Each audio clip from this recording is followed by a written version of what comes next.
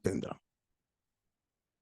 Bendiciones a todos los que se conectan. Este es el discipulado de Casa de la Fe Bronx y estamos en la sección 2, el capítulo 2, prácticamente del libro Beacon, del comentario Beacon, el volumen 6 en el libro de Mateo. Estamos muy metidos en esto y hay una bendición grande y estamos aprendiendo continuamente más y más. Quiero que usted sepa que la reflexión, Sarita, ¿cuál es la fecha que pusimos para la reflexión segunda? ¿No te acuerdas? ¿Quién se acuerda de la fecha? Octubre 6 y 5. Pues 5 y 6. Ajá, gracias, Yari. Octubre 5 o 6 vamos a estar recibiendo las nuevas reflexiones. Muy importante que usted anote esa fecha, pero desde ya, alguien me dijo, no, yo anoté 10 páginas, yo anoté 15 de la primera. No, no, no, no. Para eso tenemos, para eso tenemos las grabaciones, para eso tenemos los videos, porque los videos están ahí para que usted los vea y los vea. Pásamele a Flor, Eli, pásamele a Flor el canal de Casa de la Fe Bronx para que ella vaya buscando ya los discipulados después de la clase, Así que no, ok, mi amor, no tienes que volverte loco en esto, hermano. Escúcheme, a mí me interesa mejor que usted esté aprendiendo, haciendo highlights, anotando highlights, cositas, pero prestando atención a la clase. Ambos lo van a conducir a usted a memorizar, ambos. La atención que usted tenga, atención a la clase, todo el tiempo a la clase. Aquí falta gente, ¿qué pasó aquí? ¿Dónde está Jorge Molina? No lo veo. Alguien que llame a Jorge, porque ellos estaban y se salieron. Alguien que llame a Jorge Molina o a Virgen, por favor. Tracy, hazme el favorcito. Es Tracy, hazme ese favorcito, por favor. Entonces, usted no tiene que anotar tanto. Después usted puede ver el video y tome más notas. ¿Ok? Así que en esta noche vamos a darle continuidad al capítulo 2. Estamos ahora. Está entrando Jorge por ahí. Está entrando Jorge. Muy bien. Jorgito, te me fuiste, Jorge Molina. Te me fuiste, Jorge. ¿Me escucha, Jorge Molina? Otra vez se fue. Bueno, vamos a darle continuidad al Pastor Helio con nosotros en esta noche. Amén. Dios les bendiga a todos. Es de sumo gozo estar con ustedes. ¿Me escuchan bien? Ah, qué bien. Pues vamos a dar el repaso de la lección pasada, naturaleza de los discípulos. Y estábamos en Mateo capítulo 5, versículo del 13 al 12, si no me equivoco. En la concordancia Strong 3107, bienaventurado en griego, Macario, extenderse o agrandarse, significado bendito, feliz o dichoso. Mateo 5, capítulo 3, versículo 3, los pobres en espíritu son los que reconocen sus debilidades y se rinden al poderío de Dios. Son los que vienen a Dios con la expectativa de que Dios es su sostén. Y acuérdense que esto es solo un repasito de todos los puntos que cubrimos. Mateo 5:4, bienaventurados los que lloran, los afligidos son bienaventurados, les espera un día de consolación.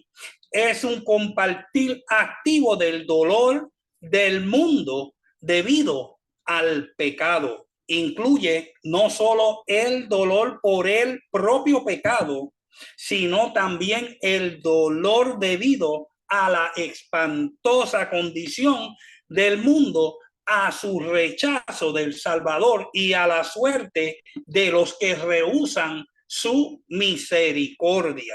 Y vimos el ejemplo del indio americano caminando en la autopista, que él lloraba por la condición del país como estaba, y cómo debería ser. Y lo comparamos como nosotros también compartimos ese dolor ante el pecado que se vive hoy en día. Bienaventurados los mansos, Mateo 5:5. Una tercera bendición se pronuncia sobre los mansos porque ellos recibirán la tierra por heredad. De natural, estas personas podrían ser impulsivas, temperamentales y gruñosas, pero al rendirse a Cristo se tornan apacibles y gentiles. Un ejemplo es Mateo capítulo 11, versículo 29. Los apacibles no reciben ahora la tierra por heredad, pero un día de manera literal recibirán la tierra por heredad cuando Cristo el Rey reine durante los 1000 años en paz y prosperidad. Mateo 5:6, bienaventurados los que tienen hambre y sed de justicia. Estos quedarán abundantemente satisfechos en el reino venidero de Cristo. Serán saciados porque la justicia reinará y la corrupción dará paso a las normas morales más elevadas. Mateo 5:7, bienaventurados los misericordiosos. Ser misericordioso quiere decir ser activamente compasivo. Imitamos a Dios cuando mostramos compasión. Los misericordiosos alcanzarán misericordia. Aquí no se refiere a la salvación. Más bien, el Señor se refiere a la misericordia necesaria para la vida cristiana y a la misericordia en el día futuro, que las obras de cada uno serán revisadas. Primera de Corintios 3, del 12 al 15. Mateo 5:8, bienaventurados los de limpio corazón. El de corazón limpio es aquel cuyos motivos no son mezclados, que tiene pensamientos santos y la conciencia limpia. Los de corazón limpio ven a Dios ahora por medio de la comunión de la palabra y el Espíritu, y verán a Dios en la persona de Cristo cuando Él vuelva. Mateo 5:9. Bienaventurados los pacificadores.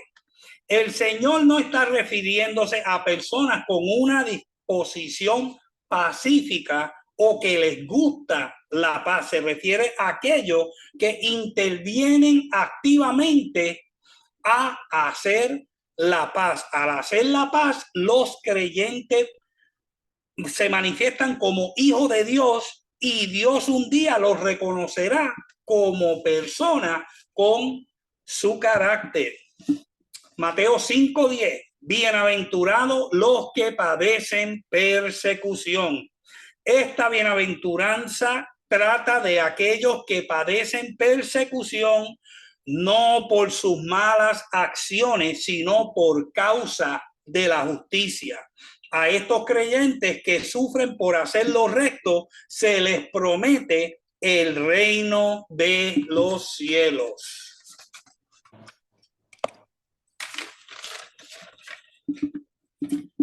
Mateo 5, del 11 al 12, bienaventurados sois. En el versículo anterior el tema era la persecución por causa de la justicia. Aquí es persecución por causa de Cristo. El Señor sabía que sus discípulos serían maltratados por su asociación con ilealtad hacia Él. La historia lo ha confirmado desde el comienzo. El mundo ha perseguido, encarcelado y dado a muerte a los seguidores de Jesús.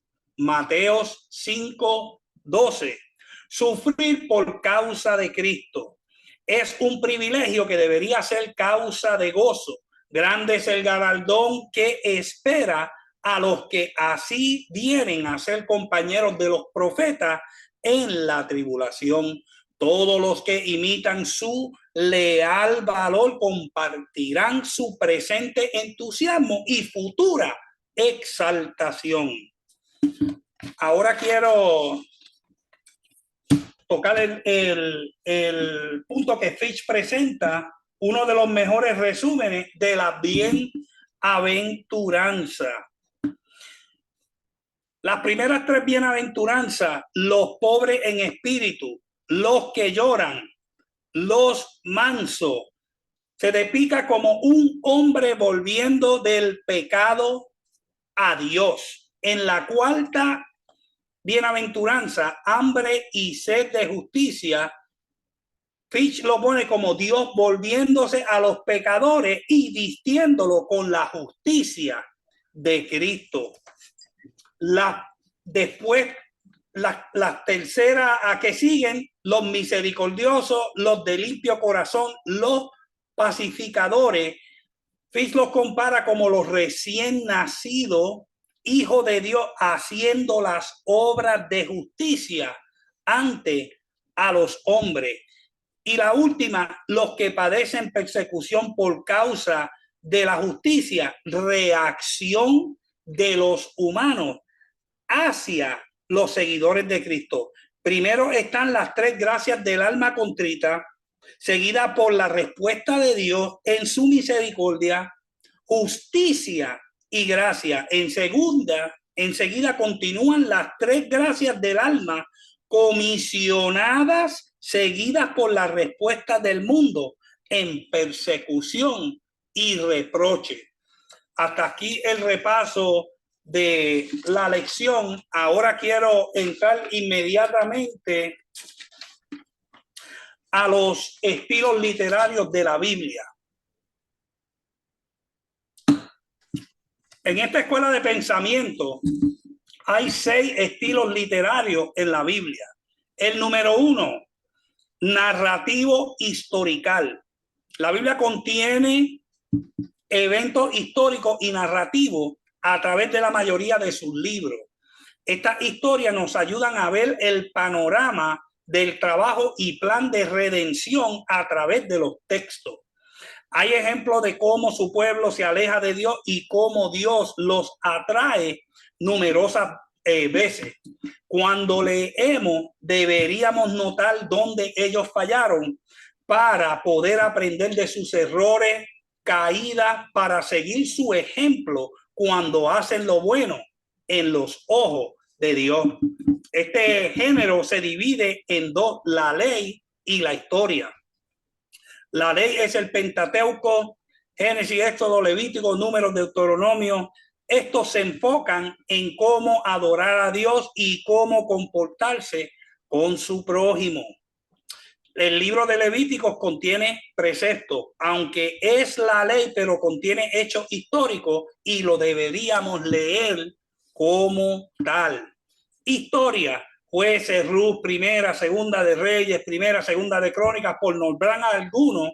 Génesis y Éxodo describen los comienzos del pueblo de Israel, su exilio en Egipto y la ley dada por Dios a Moisés.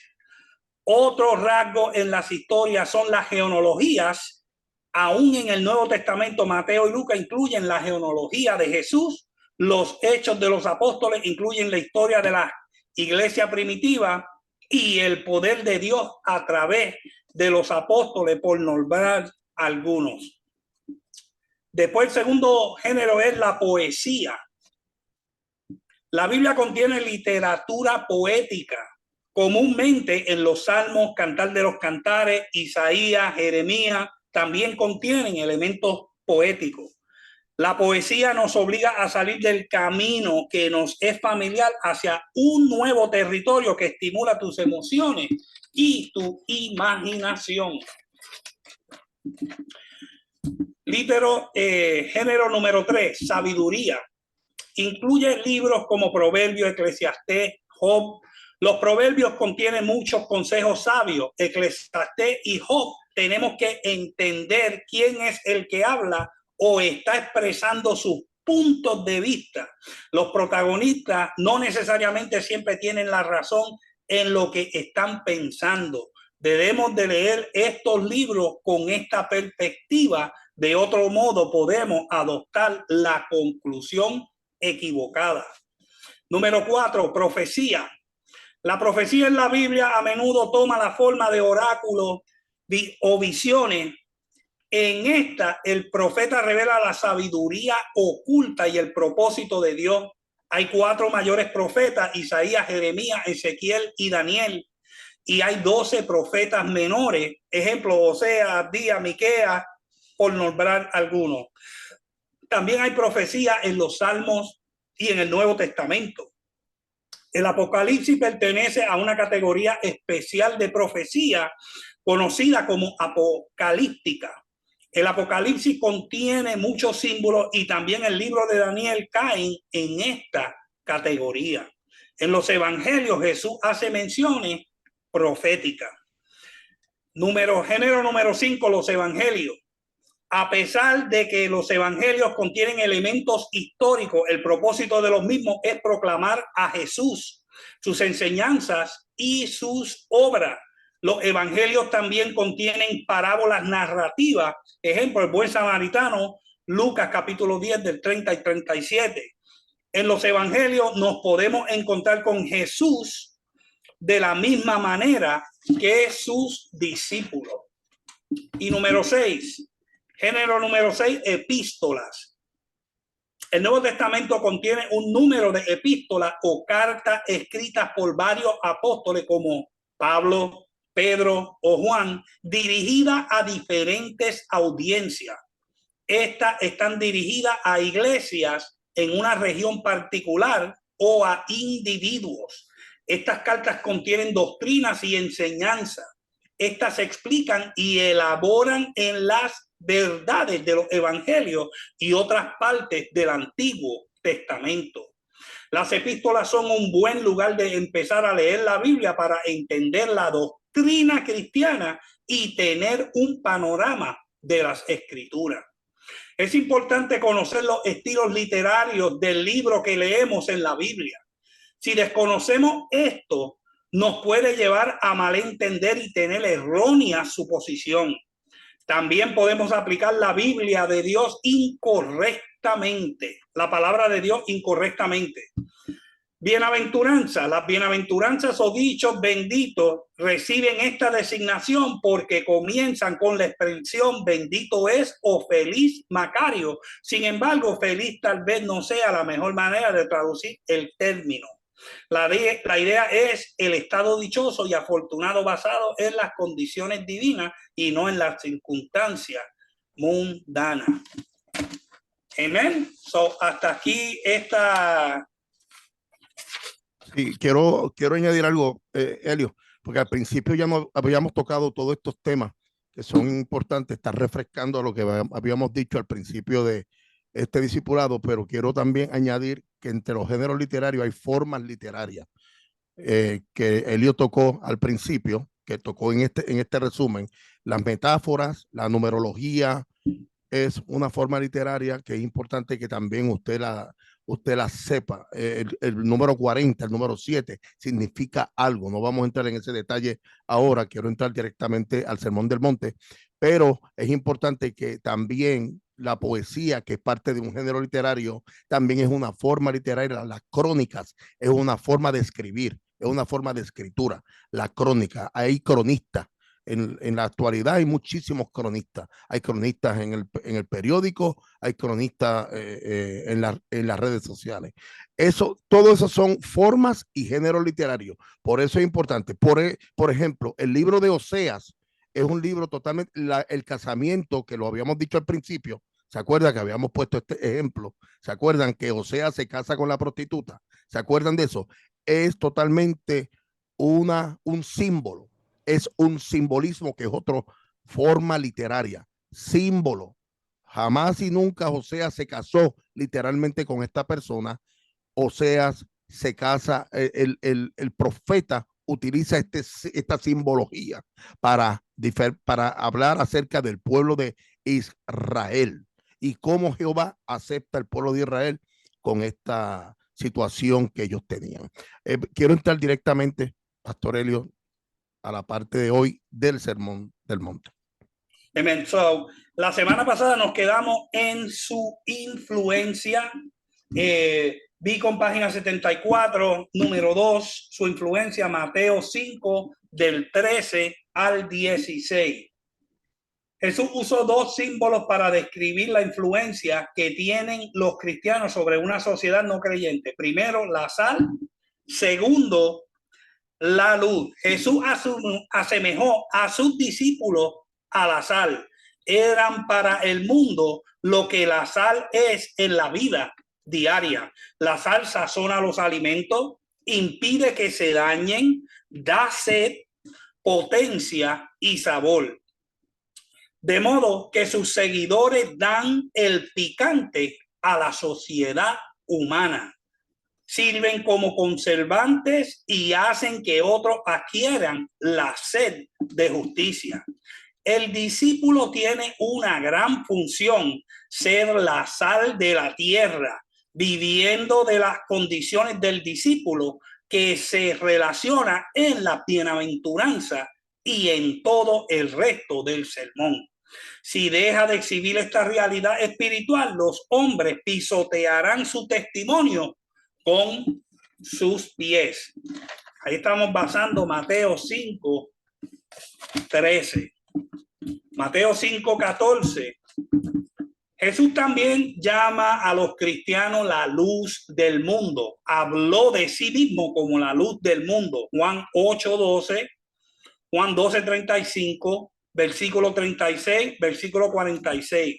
La relación entre estas dos declaraciones es que Jesús es la fuente de luz. Los cristianos somos el reflejo de su luz. Su función es brillar para él, así como la luna refleja la gloria del sol. El cristiano es como una ciudad asentada sobre un monte y está elevado por encima de sus alrededores y resplandece en medio de las tinieblas. Mateo 5, del 15 al 16. Nadie enciende una lámpara para ponerla debajo de un almud. En lugar de ello, la ponen sobre el candelero para que alumbre a todos los que están en la casa. No es su intención que acaparemos la luz de sus enseñanzas para nosotros, sino que tenemos que enseñarla a otros. Deberíamos hacer que alumbre nuestra luz, de modo que cuando los demás vean nuestras obras, glorifiquen a nuestro Padre que está en los cielos.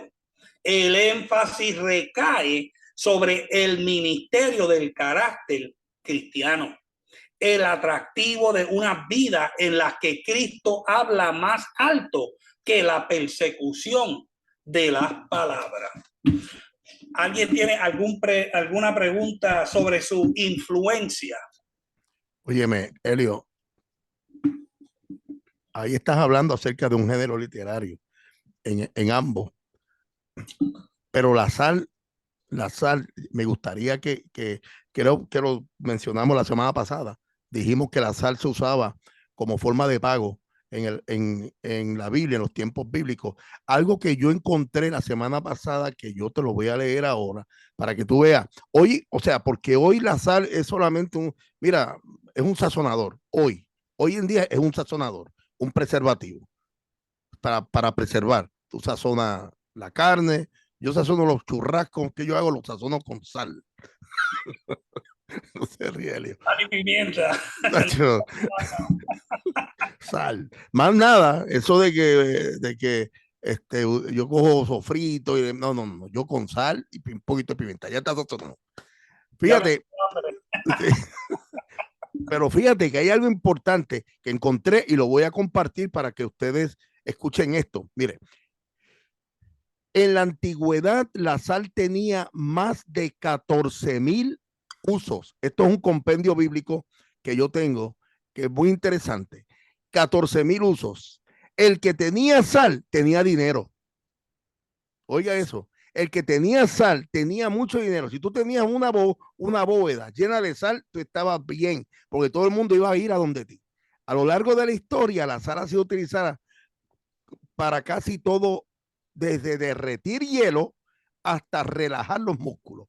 Los antiguos se dieron cuenta de que la civilización no podía transcurrir sin la sal, por lo que esta llegó a utilizarse como moneda de pago y hasta provocó guerras. Esto es muy interesante. Así que usted no es nada más y nada menos que la sal de la tierra, para que sepa. Amén. Y para añadir algo sobre la sal, los farmers, ellos trabajaban para acumular y poder vender, para tener dinero para comprar sal.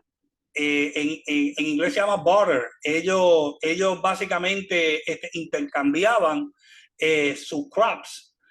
Vamos a suponer si era maíz o era habichuela o arroz o lo que fuera, por la sal, porque imagínate, como el pastor dice, imagínate tratando de comerse un churrasco sin sal, sin nada. Eso, y antes no había refrigeración. Antes tenían que preservar, por ejemplo, en la edad medieval, los granjeros, cuando mataban sus animales, tenían que tener la sal para poder preservar la carne para el invierno, los alimentos para el invierno. Es verdad. ¿No? Era de vida o de muerte. Y por eso, como el pastor dijo, muchas guerras fueron peleadas por la sal. Es verdad. Y fíjate que todavía hoy en día hay granjeros en Argentina, en España, de animales, de vacas y todo esto, que matan los animales y los preservan en la sal. Amén. Los meten en sal. Que usted se está comiendo quizás un bistec, pero ese bistec a lo mejor lleva bastante tiempo preservado en la sal. Creo que Wendy está alzando la mano, Pastor Elio. Sí, Wendy, diga. Sí, también que en el Antiguo Testamento, cuando las personas ofrecían los sacrificios, tenían que estar totalmente con sal. Para eso mismo, para que no se dañaran. Porque, exacto, es verdad lo que dice Wendy, porque se usaba como medio de purificación la sal. Muy importante ese punto también. Se tenían que poner sal las personas y usaban sal y se ponían sal para purificarse la piel. Tú no ves que cuando a ti te pasa algo, la sal contiene yodo y no les dicen a ustedes, ponte un poquito de sal con mantequilla. No sé para qué es la mantequilla, pero eso a mí decía, ponte sal con mantequilla. ¿Ah? Pero arde. Ay, mi madre. Ay, sigue, papá. Preserva, pero es dolorosa. Vamos. Tiene propiedades de cicatrización. Sí. Yo me acuerdo cuando pequeño, yo me rajé el pie por abajo porque en Puerto Rico a los muchachos les encanta correr descalzo. Y yo tenía los pies como leather, pero corrí por un chorro de vidrio y me rajé. Y olvídate, los muchachos me dijeron, vente que tengo sal. Me tiraron esta sal y yo iba por ahí. Pero me curó y cicatrizó rápido. Pero duele bastante. Letra C, estamos en la página 75 del libro Beacon. Letra C, la justicia de los discípulos. Y vamos a cubrir Mateo capítulo 5 del versículo 17 al 48. Si ustedes quieren pueden abrir su Biblia, pero no vamos a leer esto porque es demasiado, pero solo para que lo tengan y lo vayan hojeando. El título es Jesús y la ley. Janolin, you want to say something?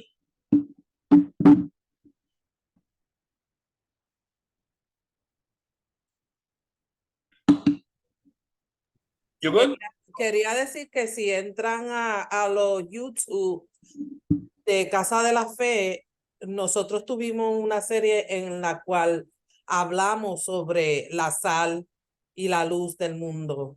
La pastora dio tremenda enseñanza en la sal. Si quieren entrar y sacar de ahí información sobre la sal, van a sacar buena información y sobre la luz me tocó a mí. So pueden también go Voy a back para sacar información. Voy a compartir los links en breve.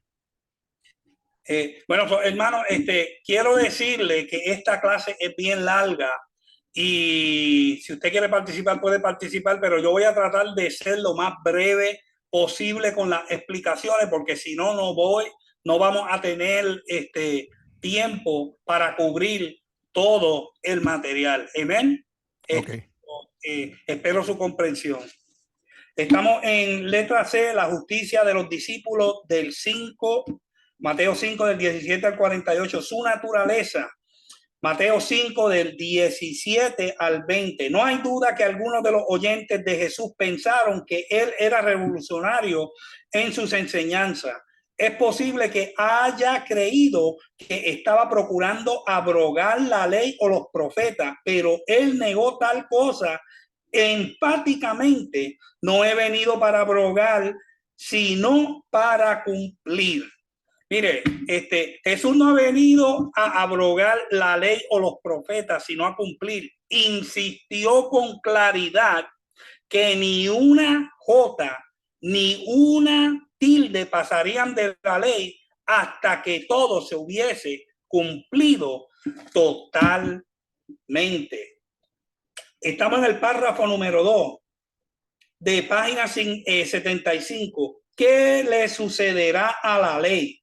Solamente el maestro declaró: porque de cierto os digo que hasta que pasen el cielo y la tierra, ni una jota ni una tilde pasará de la ley hasta que todo se haya cumplido.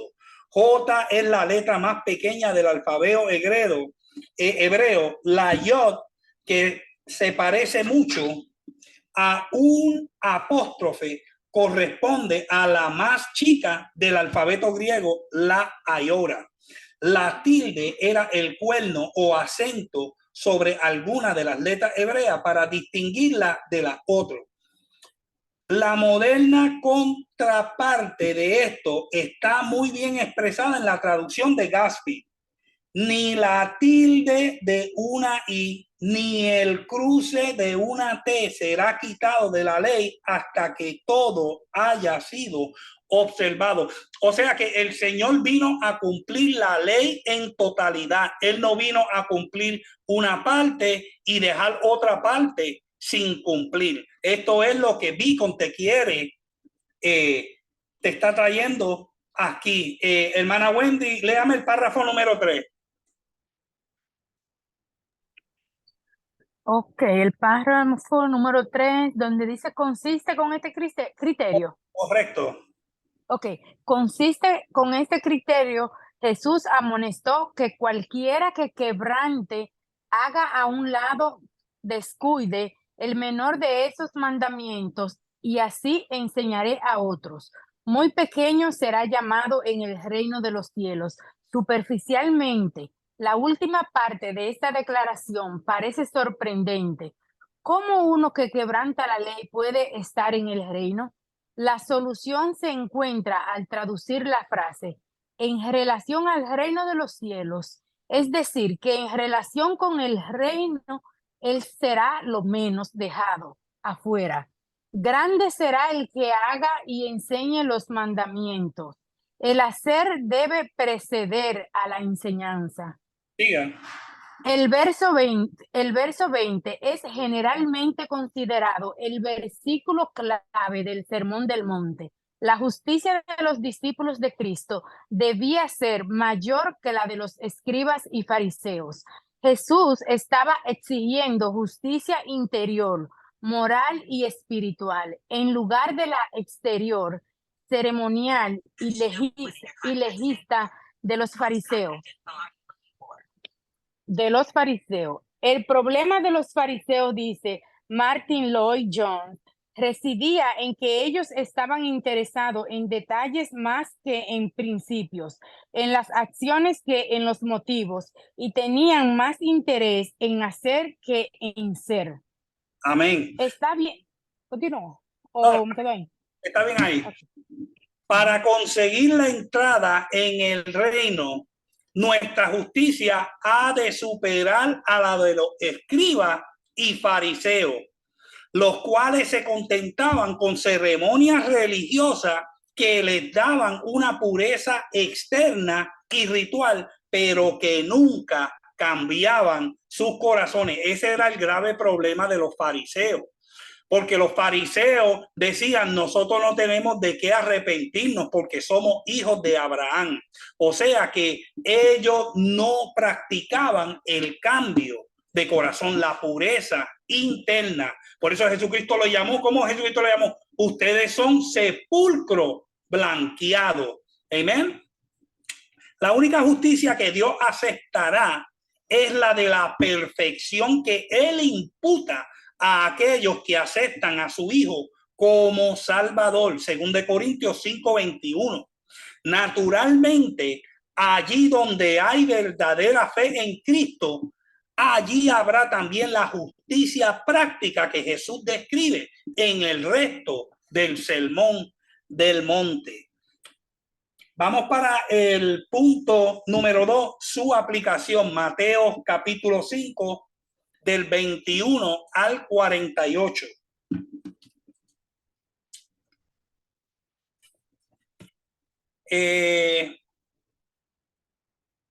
Vamos a leer un poco.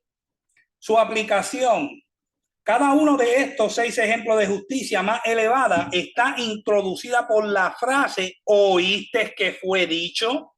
Con excepción del versículo 31 que dice también fue dicho. A los antiguos se refiere a algún mandato de la ley de Moisés. Mire, en todos los 6 casos Jesús agrega, pero yo os digo. En griego es más enfático que en las lenguas vernáculas. Dice ego del egohim, pero yo os digo a vosotros. Tanto en griego como en latín, el pronombre está incluido en la forma del verbo. Solo va separado cuando el orador o escritor quiere hacer un vigoroso hincapié sobre él. Lego quiere decir yo digo. La palabra ego o yo no solo está agregada aquí, sino que ocupa el primer lugar de la cláusula. Mire, Blake correctamente observa el retrato que Mateo nos ha dado de Jesús. Se centra en la representación que el evangelista hace a la autoridad del Salvador. E igualmente Taylor dice, Jesús siempre permanecerá como un desafío para ser confrontado más que como un problema para ser resuelto. Mire, hay 6 ejemplos de justicia más elevada. La letra A, la ira, 5:21 al 26. Y yo sé que no he cubrido el Gema, que es el infierno, pero más para adelante lo vamos a tocar. Quiero proseguir. Mateo 5 del 21 al 26, la ira.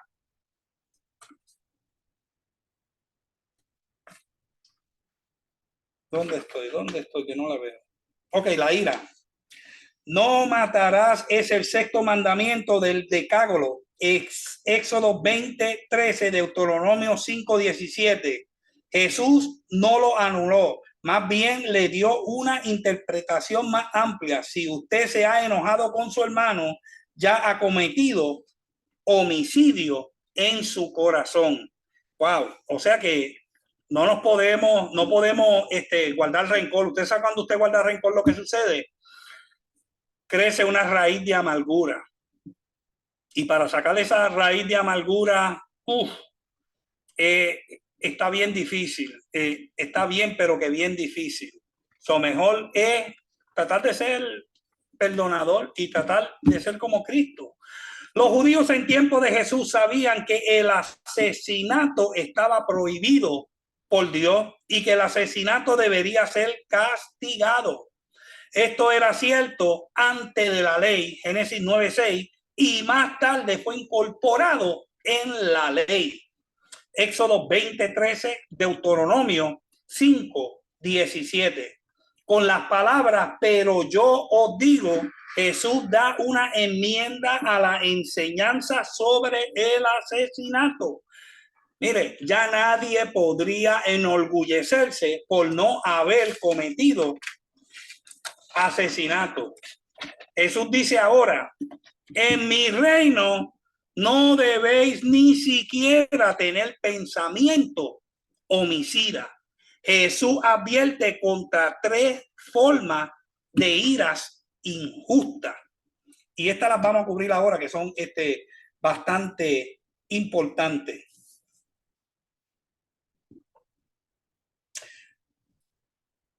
Cualquiera que matare a otro será culpable de juicio. Evidentemente se refiere al tribunal local relacionado con la sinagoga. Pero Jesús declaró que cualquiera que se enoje contra su hermano será culpable de un término legal que significa expuesto a juicio. Es decir, que quedaba sujeto a la acción penal. Cualquiera que dijera a su hermano necio, raca, valera antigua, imbécil, una palabra de desprecio, se dice que viene de la misma raíz que escupir. Si hay algo que es bien ofensivo para el ser humano y especialmente para los judíos, es que te escupan la cara. Amén. So, mire la connotación de esto, que cuando usted le llama necio a su hermano es como si le estuviera escupiendo la cara. Y Dios lo castiga. Sería culpable de acción ante el concilio Sanedrín, el gran Sanedrín de Jerusalén. Y mire el comentario de Annie Grich. Dicen que necio es un término abusivo que significa tonto o cabeza hueca. Quien dijera fatuo, del griego morón, quedará expuesto al infierno de fuego, literalmente llena de fuego. Mire, airarse sin causa contra su hermano, quien fue acusado de este crimen, sería reo de juicio. La mayor parte de las personas pueden encontrar que lo que creen causa justificada por su ira, pero la ira está justificada solo cuando el honor de Dios está en juego o cuando alguna persona está sufriendo injusticia. Nunca es justa cuando se expresa en represalia para el mal sufrido. Cualquiera que dijere a su hermano necio, aún más grave es el pecado de insultar a un hermano. Necio, raca, imbécil, una palabra de desprecio, se dice que viene de la misma raíz que escupir, sería culpable de acción ante el concilio Sanedrín. Quien dijera fatuo, ¿ok?, quedará expuesto al infierno de fuego. La palabra fatuo significa alguien que es moralmente insensato, que debería de estar muerto, y expresa el deseo de que lo estuviese. En los países de habla inglesa es común oír a alguien maldiciendo a otra persona con estas palabras: Dios te maldiga. Está pidiendo que Dios mande a la víctima a la maldición hasta el infierno. Jesús dice que todo aquel que pronuncie dicha maldición está expuesto a llena de fuego. Los cuerpos de los criminales ejecutados eran frecuentemente echados por un vertedero de basura fuera de Jerusalén, conocido como Valle de Hinón o Guena. Se trataba de una figura de los fuegos del infierno que jamás se apagarían. Jesús enseña que la ira contiene la semilla del homicidio, que las palabras insultantes contienen el espíritu del homicidio y que el lenguaje de maldición implica el mismo deseo de maldecir. La progresiva intensificación de los crímenes exigen 3 grados de castigo.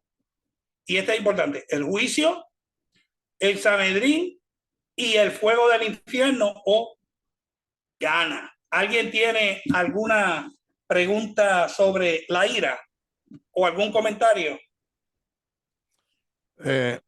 Elio, quiero añadir, y por favor, pido atención a los maestros acá.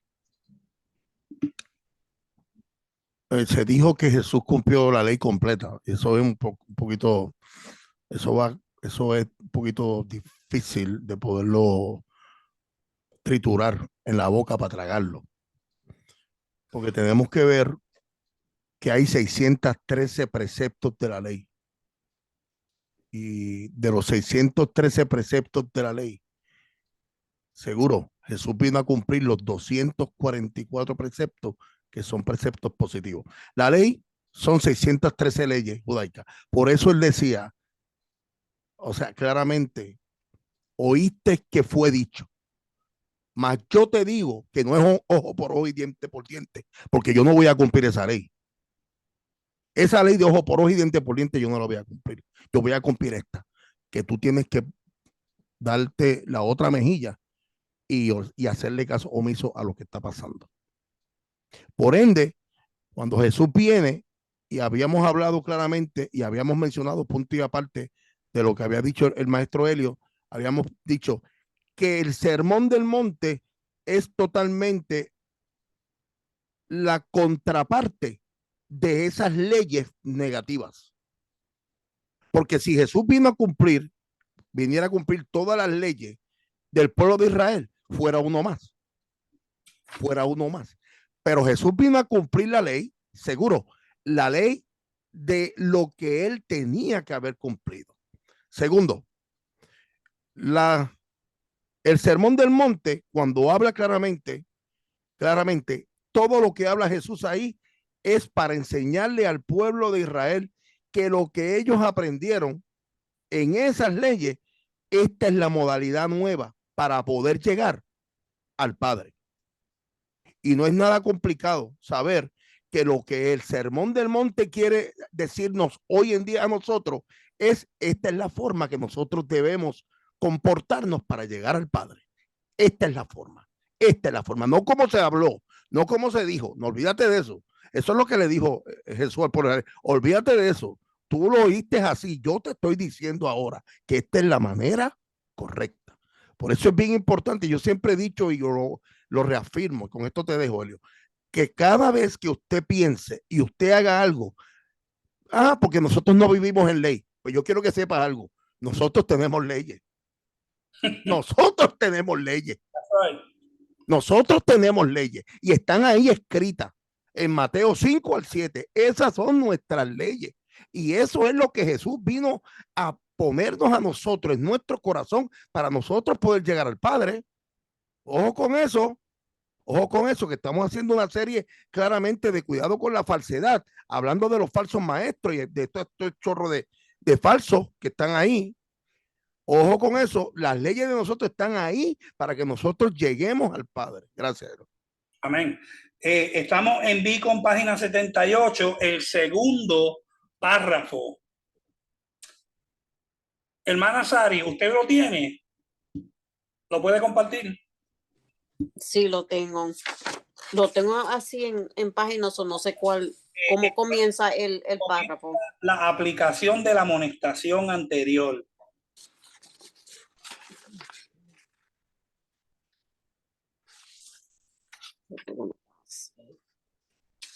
Estamos en Mateo capítulo 5, 23 al 26. Después de Gana, después del párrafo segundo de Gana, es que empieza la aplicación de la amonestación anterior. Comienza con cada uno de estos 6 ejemplos, Helio, o me equivoco. No, más para adelante. La ira. Después de la ira. Después de la ira fue. Después de la ira, que habla del infierno Gana. Gana era el valle. Sí, más el otro. A la aplicación de la amonestación anterior. Ahí está. Sí, esa es. La puedes leer, por favor. La aplicación de la amonestación anterior tiene 2 planos.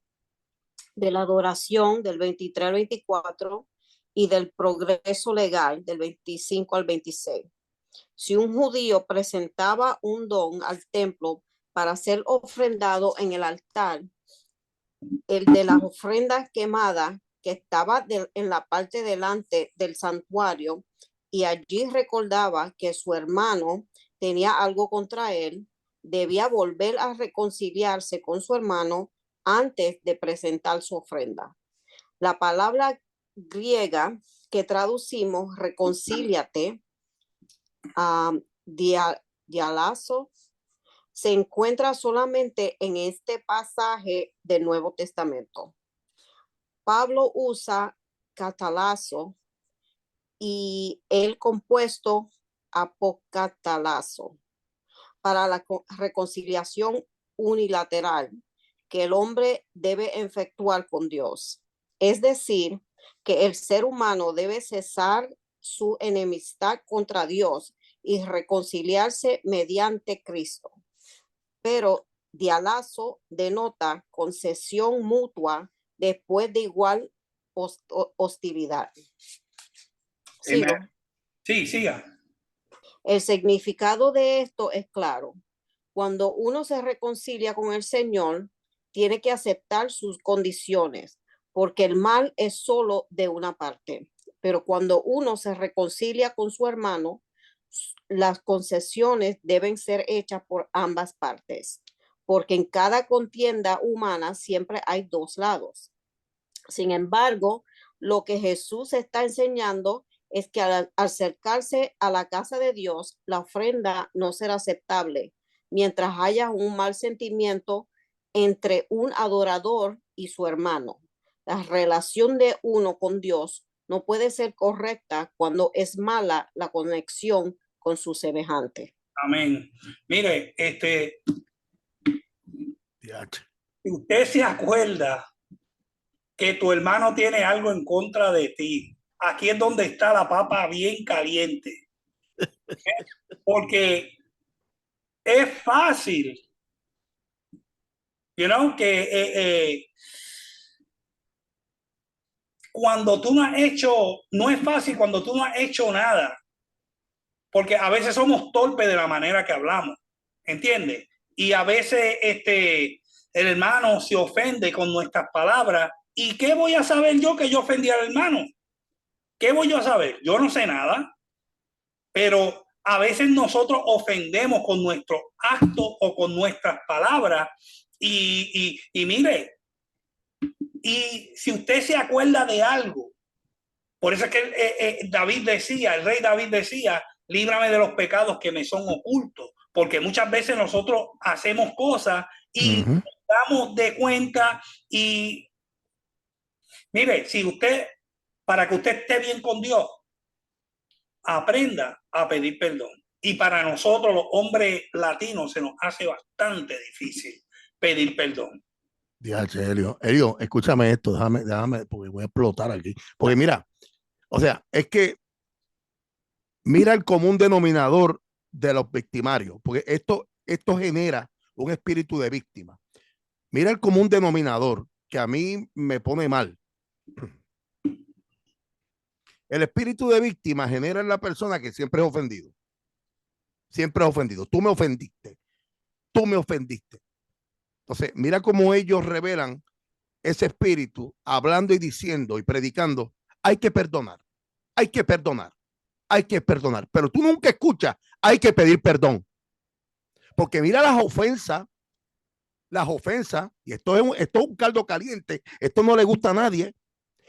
Porque mira las ofensas que hay y salen y todavía quieren seguir predicando en otros lugares. Entonces, la palabra es clara cuando nos dice claramente que esa ofrenda no es aceptable.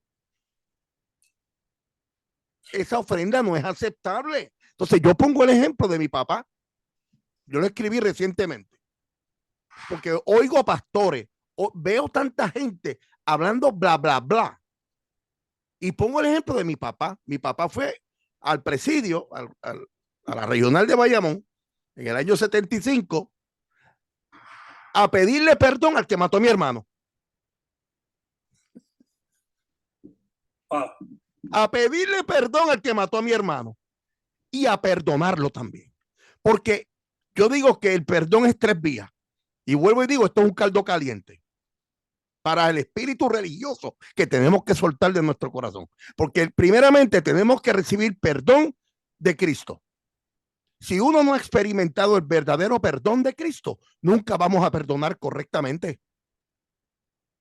El perdón de Cristo es primero, perdonamos y pedimos perdón. 3 vías, 3 vías, 3 vías. No pare más.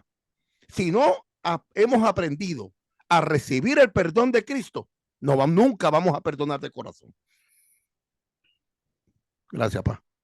Amén. Pedir perdón es una de las cosas más difíciles para hacer, pero hay que hacerlo. Hay que hacerlo para estar bien con Dios. ¿Ok? Porque si no, tu ofrenda no va a ser acepta. Y aún peor es cuando tú sabes que has ofendido y por el orgullo, por el ego, no lo quieres hacer. Amén. So, es mejor estar bien con Dios que estar bien con los hombres. Después que usted tenga el favor de Dios, gloria a Dios. A mí me interesa. La segunda aplicación es algo diferente. Su adversario puede llevarlo al juez. Jesús dijo que sería más sabio arreglar todo antes de ir a los juzgados. De otra manera, no se saldrá de la prisión hasta que haya pagado el último cuadrante, el último centavo. Gaspid, los cuadrantes eran las más pequeñas monedas de cobre de los romanos. Equivalían a un cuarto de centavo. El punto es que los cristianos deberían arreglar sus diferencias tan rápidamente como fuera posible y entre ellos mismos. Mire, es una vergüenza que cristianos estén llevando a otros cristianos ante el juez para demanda por infamia, por esto. My God, pero sucede. ¿Por qué? Porque no están basados en la palabra de Dios. No están basados en la palabra de Dios. Y te hago una pregunta, Elio, ahora que tú tocaste ese tema. ¿Cuántas veces hay que perdonar? La palabra dice 70 veces 7. ¿Y cuánto es 70 veces 7 que usted tiene que perdonar? Son como 470 veces al día. So, eso es básicamente ilimitado. Mire, 70 veces 7 son 490. 400. ¿Usted cree que su hermano va a pecar contra usted 490 veces? Eso es que el Señor le dijo a usted que no importa cuántas veces su hermano le ofende, usted lo tiene que perdonar. Tiene que perdonarlo. Y period. Yo sé que hay gente que mire que son carifrescos, que no son hijos de Dios. Amén. Así que hay una diferencia en tu hermano, ¿ok? En tu hermano cristiano. Ahora, el prójimo, ¿ok? Se conlleva en todo el mundo. O sea que Jesucristo aplicó aquí un perdón universal que tienes que perdonar no matter what. Y pastor, ese ejemplo que usted dio de su papá, ese para mí ese es el máximo ejemplo del perdón. You know, because no sé si yo sinceramente con el corazón en la mano lo digo. Y yo también lo digo. Usted no es el único. No sé si yo pudiera hacer eso. Seguro, pero es que es la humanidad. Porque yo también digo, y sabes que yo lo he repetido 20,000 ocasiones en la iglesia, en la cruz Jesús no pudo perdonar a los que estaban allí vendiéndole su ropa. No lo pudo perdonar. ¿A dónde fue él? Al Padre. Padre, perdónalos, porque ellos no saben lo que hacen. Fíjate que en la humanidad de Jesús todavía no había consumado, ¿ok?, su trabajo en la tierra y tenía que ir totalmente al Padre. Mi papá, pues la gente puede decir no, porque Gigi Ávila lo hizo. Y cuando eso pasa, cuando alguien me habla de esa manera, me insulta, hermano, me insulta. Cuando tú predicas un evangelio de perdón, como el de nosotros, que pedimos perdón y perdonamos. Hay que perdonar siempre. Hay que pedir perdón siempre. Hay que humillarnos siempre. Y no para que la gente lo vea, que lo hemos hecho. Que lo hemos hecho continuamente y vuelven y nos hacen y tenemos que seguir perdonando y tenemos que pedir perdón. Pero en ningún momento mi papá tenía necesidad de hacerlo y fue y le pidió perdón al que mató a mi hermano. Entonces, mira cómo es esto. La palabra nos dice que porque Beacon habla de don, pero es un regalo. Creo que cuando empezó Sari empezó a leer, mencionó, si tú llevas un don, creo que regalo. Yo creo que significa regalo, ¿verdad? Ok, muy bien. Si tú llevas algo a la iglesia, si tú tienes algo que dar, si tú tienes que predicar, si tú tienes que repartir tratados, si tú tienes que hacer lo que sea, la palabra te exhorta, el Emanuel, el Dios encarnado, a que dejes allí tu ofrenda y vete y reconcíliate con tu hermano. Esas son las zorras pequeñas, digo yo, Helio, que echan a perder todo un sembrado, porque el orgullo no nos deja reaccionar y decir, cometí un error. Ahora, suponte tú, como yo digo a veces, suponte tú que tú no hayas cometido el error. ¿Cómo te cae esa? Suponte tú que tú no hayas cometido un error. ¿Qué es lo que tú debes hacer? Reconciliarte con tu hermano. A pesar de todo. A pesar de todo. O sea, tienes que hacerlo, porque es un mandato. Un mandato. Es que no cabe otra. Tenemos que, no, porque me ofendió, pero ¿por qué yo tengo que ir? Porque fueron, pero creo que es esto. El apóstol Pablo lo dice claramente, los que son más maduros en la fe sobrelleven a los que son menos. Las epístolas paulinas nos dan un sinnúmero de herramientas para nosotros poder crecer en nuestra vida diaria y en nuestro caminar con el Señor. Hay que hacerlo, es un mandato. Y Helio, para terminar, porque hay gente que están alzando la mano. Te digo algo, el perdón es totalmente terapéutico y sanador. Totalmente. De ambas partes, perdón y pedir perdón. Relaciones más sanas, mejor salud mental. Se te va el estrés, la próstata ya no te va a doler, ni nada del cuerpo te va a doler, porque ni nada, ni el estrés, ni la ansiedad, ni nada de esa madre. Menos síntomas de depresión, menos síntomas de calor, frío, disminución de la presión arterial. ¿Ah? Que te ve el insomnio también. Se te va el insomnio, sistema de inmunidad se te pone más fuerte, mejor salud del corazón, mayor autoestima.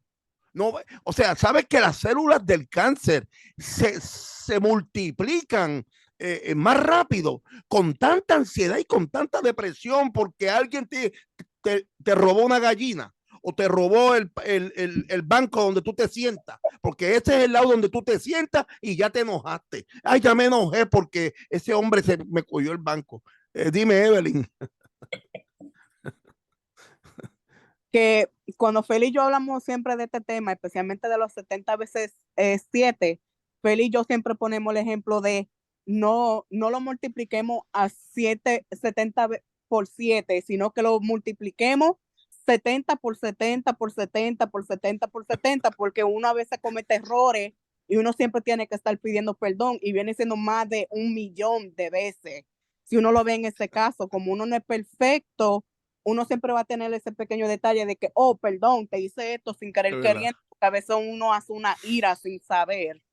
Y siempre tengo eso en mente. No voy a multiplicar los 70 por 7, pero lo voy a multiplicar 70 por 70. Básicamente 70 por 70 7 veces. Gracias, Evelyn. Eli. Gracias. Y inclusive hasta se usan versículos bíblicos para pasar por encima el tema del perdón. Yo he escuchado a mucha gente que dice, pero la palabra dice que el sabio ve el mal y se aparta, y de esa manera se apartan de sus hermanos, ¿no? Y de esta manera piensan de que pues ya, pasamos la hoja, borró y cuenta nueva. Así no cuenta. O sea, hay que reconciliarse, como dice mi pastor, hay que pedir perdón, hay que reconciliarse. Y si no hiciste nada, o si lo hiciste igualito, Dios nos manda que nos reconciliemos. Sí, Y ya. sí, no, y añado eso para darle la parte al maestro, que yo sé que hablamos mucho, pero es que son puntos buenos, porque mira, aunque el proverbista habla sobre eso tiene un contexto, pero el apóstol Pablo le dice a su hijo Timoteo, oye como dice, yo lo he repetido muchas veces, segunda de Timoteo 5:8, si no me equivoco, o alguien me corrige, ¿dónde está el texto? Por favor, alguien que lo busque, lo ponga por ahí. Teniendo apariencia de piedad, le dice a su hijo Timoteo, teniendo apariencia de piedad, niegan la eficacia de la piedad, los tales evítalos, salte del lado de ellos. Porque hay gente, o sea, esto es común. Si tú tienes un hijo, tú no quieres que tu hijo esté al lado de gente mala, de gente con malas costumbres. Definitivamente no. Y en la iglesia hay gente que tiene malas costumbres. Y vienen gente con malas costumbres que quieren dañarle el corazón a otros. Por eso el pastor tiene que entrar a cuidar el corazón de los humildes, de las verdaderas ovejas. Están los cabros y están las ovejas, los cabritos que habla Jesús, y están las ovejas. Y por eso el apóstol Pablo es bien claro y enfático y dice, a los tales evítalos, no que los odie, no que les coja antipatía, le das la mano y échalo por un lado. Le das la mano, Dios te bendiga, siervo de Dios, hermanita, Dios te bendiga. Aléjate. Hay personas que hay gente, y esto es bueno que se hable, hay personas que tú tienes que alejarte de ellos. No por odio, aquí estamos hablando de odio, aquí estamos hablando de rencor, aquí estamos hablando de ira, aquí estamos hablando tú sabes, de lo que conlleva la ira, la amargura, la raíz de amargura. Aquí estamos hablando de raíz de amargura. Porque si yo sé que mi esposa tiene una persona que le está haciendo daño, una amiga, yo le caigo arriba a mi esposa y le digo, no, espérate. Sálteme de esa persona ahora mismo, porque jamás y nunca tú vas a prosperar. Hay gente que te quieren jalar por los pantalones o por la falda, para los que usan falda. Te quieren jalar y no quieren que tú progreses. Y son personas, el proverbista habla de la lengua viperina, de aquellos que operan. 6 cosas aborrece Dios. 6 cosas aborrece Dios. Y entonces, ¿y quién es el que opera en todo eso? Satanás, a través de las personas. Amén. Pastor. Amén. Nos fuimos. Hoy sí que ahora estamos en la letra B, página 78, adulterio. Y no creo que voy a abundar mucho en el libro de Beacon porque es muy largo. Yo lo condensé para poder terminar, y los que tengan el libro, pues que después lo ojeen. ¿Ok? Adulterio, Jesús citó el 7º mandamiento, Éxodo 20:14, Deuteronomio 5:18, y luego comenzó a darle una interpretación más elevada. Indicó que ante los ojos divinos la mala intención es tan pecaminosa como los malos hechos, y Dios conoce ambos por igual. Adulterio, Mateo 5 del 27 al 30. La ley de Moisés prohibía el adulterio con toda claridad. Uno podría estar orgulloso de nunca haber quebrantado este mandamiento. Sin embargo, tener sus ojos llenos de adulterio. Segunda de Pedro 2:14. Externamente respetable, sin embargo, su mente podría estar vagando constantemente por los laberintos de impureza. De modo que Jesús recordó a sus discípulos que no era suficiente con la mera abstinencia del acto físico, que ha de haber pureza interior. La ley prohibía el acto del adulterio. Jesús prohíbe el deseo. Cualquiera que mire a una mujer para codiciarla ya adulteró con ella en su corazón.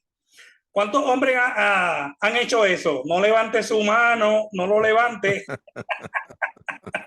El pecado comienza en la mente y si lo atesoramos, llegamos finalmente a cometer el acto. El mantenimiento de una vida mental incontaminada exige una estricta autodisciplina. Jesús enseñó que si alguna parte de nuestro cuerpo nos hace pecar, sería mejor perder nuestro miembro durante la vida que perder el alma por toda la eternidad. ¿Hemos de tomar las palabras de Jesús en sentido literal? ¿Estaba proponiendo la automutilación? Las palabras son literales hasta este punto. Si fuere necesario perder un miembro antes que el alma, entonces deberíamos sentirnos satisfechos con perder aquel miembro. Por fortuna, nunca es necesario, por cuanto el Espíritu Santo capacita al creyente para vivir una vida de santidad. Sin embargo, debería haber cooperación y una rígida disciplina de parte del creyente. Mire, usted no tiene que acostarse con una mujer para cometer adulterio.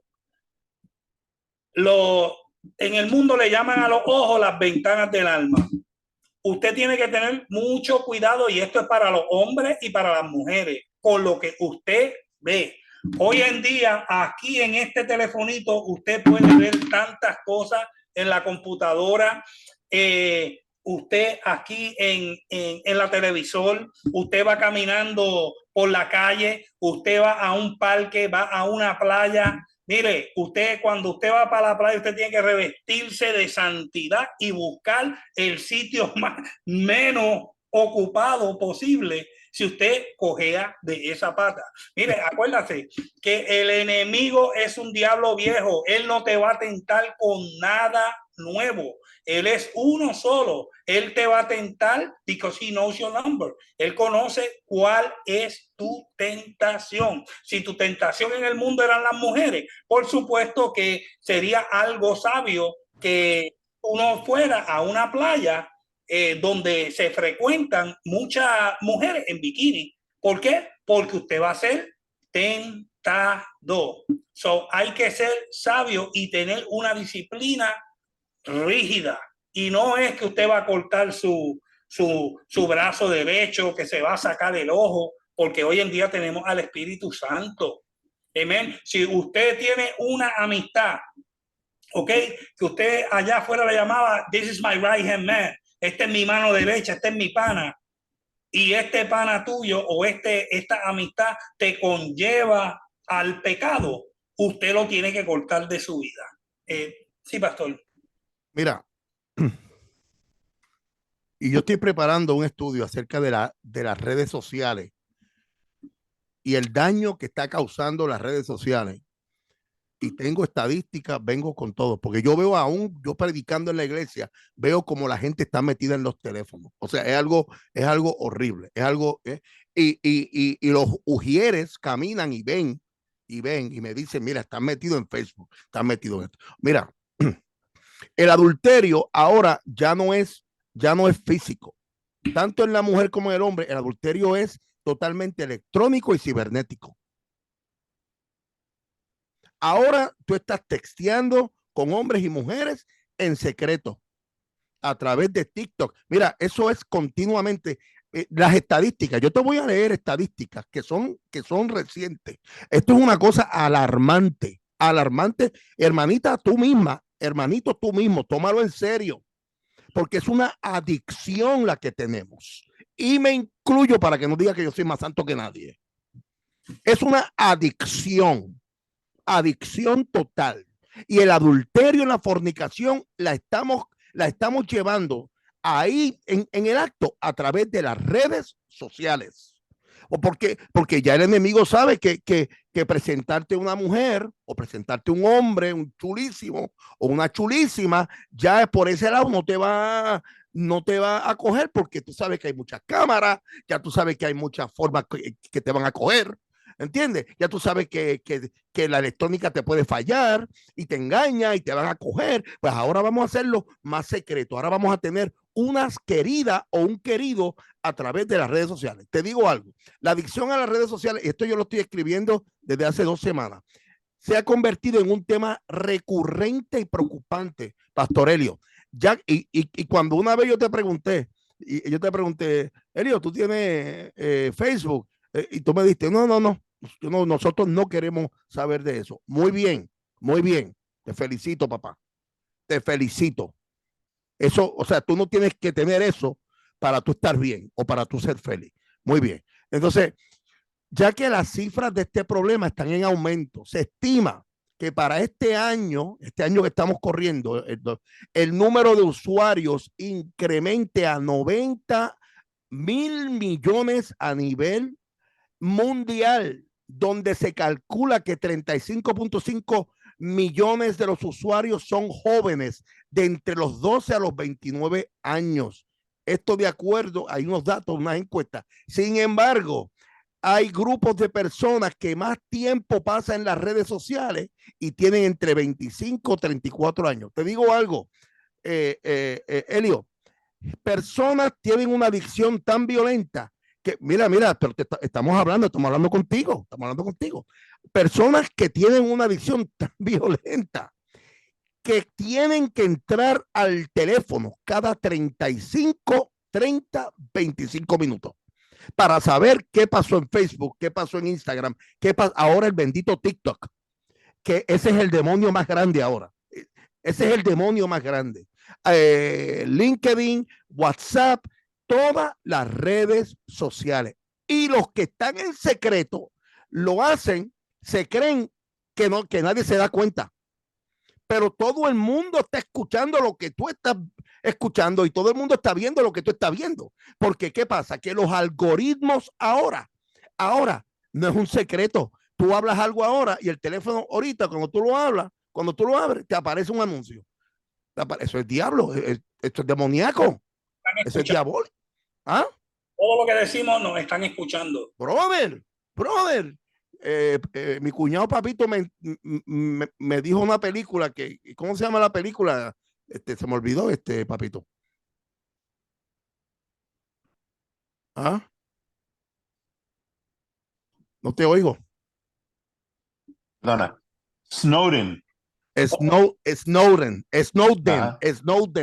Esa película, cuando yo la vi, yo me volví loco. Yo dije, no, mano, yo quisiera, es más, ni aún apagando el teléfono, te sigue escuchando. Hermano, no seamos bobos, estamos cayendo en la trampa nuevamente. Y ya el enemigo lo que tiene es una sutileza. Le estoy hablando a hombres y mujeres de carne y hueso. Despertemos, que Cristo viene pronto y el enemigo quiere de alguna manera que nos quedemos en la tierra. Perdona, papá. Vamos a seguir. Divorcio, letra C, página 79. Divorcio, Mateo 5 del 31 al 32. Como el asunto del divorcio va a ser tratado más extensamente en otro capítulo, 19 del 3 al 12, aguardaremos las explicaciones mayores para cuando lleguemos aquí. Es suficiente decir que mientras la ley permitía el divorcio, Deuteronomio 24:13, Jesús aseveró que a menudo llegaba al punto de no ser nada más que un adulterio legalizado. Amén. Vamos para la letra D. Juramentos. Jurar en el nombre de Dios significa que Él era tu testigo de que estabas diciendo la verdad. Los judíos intentaban evitar lo inapropiado de jurar en falso por el nombre de Dios, dando nombres como cielo, tierra, Jerusalén, o juraban por su cabeza. Jesús condena esta manera de esquivar la ley como una absoluta hipocresía y prohíbe toda forma de juramento en la conversación ordinaria. Mire, Los que se criaron en Puerto Rico, esto es bien común. Lo juro por mí. Imagínense. Nosotros jurábamos por todo, porque era algo común para nosotros. Para el cristiano son innecesarios los juramentos. Su sí debería significar sí y su no debería significar no. Jesús prohíbe todo tipo de engaño. Nosotros como hijos de Dios tenemos que imitar al supremo ejemplo de humildad y de rectitud que fue Jesucristo. Amén. ¿Alguien tiene algún tipo de pregunta sobre los juramentos para continuar? Ok. Ahora vamos para letra E, represalia. Estamos en juramento y ok. D. Falta mucho, Helio, para ver si podemos entonces dividir la clase. No. Yo creo que en menos de 10 minutos lo podemos hacer. Perfecto, papá. Letra E, represalia, Mateo 5 del 38 al 42. La ley decía ojo por ojo, diente por diente. Esto era a la vez un mandamiento a castigar y una limitación al castigo. La pena no debía ser superior al crimen. Sin embargo, según el Antiguo Testamento, la autoridad para el castigo reside en el gobierno, no en la persona individual. Jesús fue más allá de la ley a una mayor justicia al abolir totalmente la venganza. Mostró a sus discípulos que mientras la venganza era antes legalmente permisible, ahora era posible la no resistencia. Si reciben un golpe en una mejilla, debían volverle también la otra. ¡Auch! Si les quería poner a pleito por su túnica, debían entregar también su capa. Si un oficial les obligaba a llevar su carga por 1 milla, debían llevarla voluntariamente 2 millas. Al que te pida, dale, y al que te quiera tomar de ti prestado, no lo desatienda. La declaración de Jesús presupone que la persona que pide ayuda tiene una necesidad genuina. Hablando de manera humana, la conducta que el Señor demanda aquí es imposible solamente al ser el creyente controlado por el Espíritu Santo puede vivir una vida de abnegación. Solo en tanto que el Señor pueda vivir su vida en el creyente, podrá responderse con amor a los insultos, a las injusticias y a las incomodidades.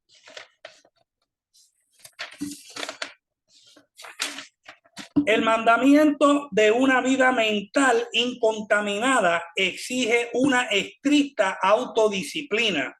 Jesús enseñó que si alguna parte de nuestro cuerpo nos hace pecar, sería mejor perder nuestro miembro durante la vida que perder el alma por toda la... estoy leyendo en el de esos equivocados, perdonen.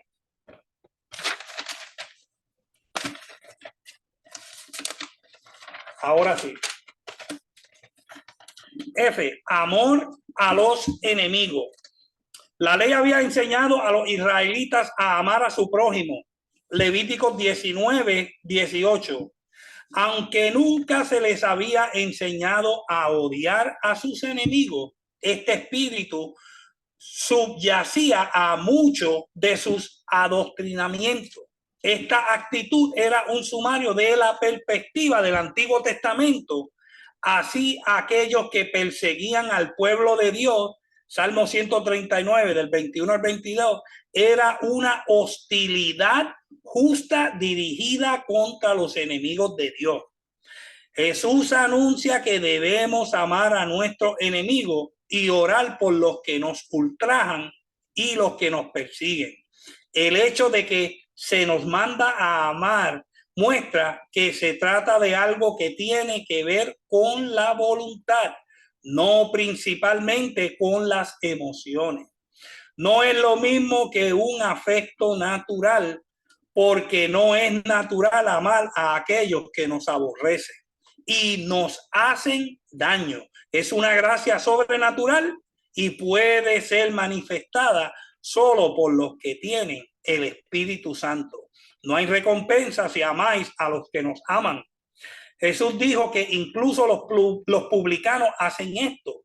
Este tipo de amor no precisa de poder divino, ni hay tampoco virtud alguna en saludar a vuestros hermanos solamente. Esto es a nuestros parientes y amigos. Los inconversos pueden hacer esto. No hay nada distintivamente cristiano acerca de esto.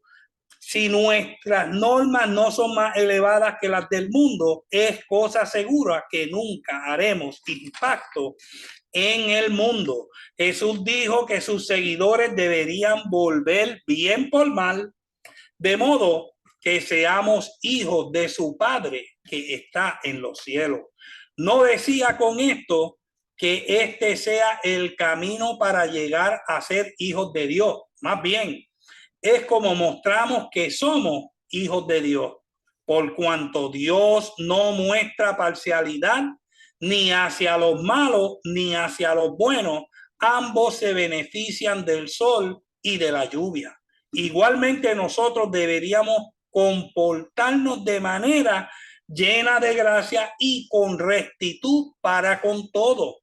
Mateo 5:48, para terminar. Sed pues vosotros perfectos, como vuestro Padre que está en los cielos es perfecto. La palabra perfecto ha de ser comprendida a la luz del contexto. No significa sin pecado ni tacha. Los versículos anteriores explican que ser perfecto significa amar a los que os aborrecen, orar por los que os persiguen y mostrar bondad tanto a los amigos como a los enemigos. La perfección aquí, aquella madurez espiritual que capacita a un cristiano a imitar a Dios en la dispensación de bendición a todos sin parcialidad. Hasta aquí la lección. ¿Alguien tiene alguna pregunta o algún comentario? Si no, nuestro pastor. Eso último que dijiste estuvo poderosísimo. Lo último que dijiste ahí, esas últimas frases, Elio, esa última frase, por favor, repítela, sí, todas esas últimas frases. Ok. Sed pues vosotros perfectos, desde ahí. Desde ahí. Como vuestro Padre que está en los cielos es perfecto. La palabra perfecto ha de ser comprendida a la luz del contexto. No significa sin pecado ni tacha. Los versículos anteriores explican que ser perfecto significa amar a los que os aborrecen. Oye eso. Ser perfecto en este comentario significa amar a los que nos aborrecen. Eso es mucho con demasiado. Dale. Orar por los que os persiguen y mostrar bondad tanto a los amigos como a los enemigos. La perfección aquella madurez espiritual que capacita a un cristiano a imitar a Dios en la dispensación de bendición a todo, sin parcialidad. O sea, como el sol sale para los buenos y para los malos, la lluvia sale para los buenos y para los malos. Tenemos que perdonar a los buenos y a los malos. Excelente, un aplauso a nuestro maestro. Tremenda clase. Ya ustedes saben que ponemos el video, lo vamos a poner en YouTube. Eli, hámele a Flor, hámele llegar el PDF cuando puedas, el PDF de Beacon. Y, ya se lo mandé. Ya se lo enviaste, perfecto. Perfecto. Cualquier pregunta, cualquier duda, siempre no dude en llamar, en escribir, y no, si no podemos contestarla, le vamos a contestar siempre, porque todos estamos en camino de prepararnos cada vez más y más. Gracias por estar conectados.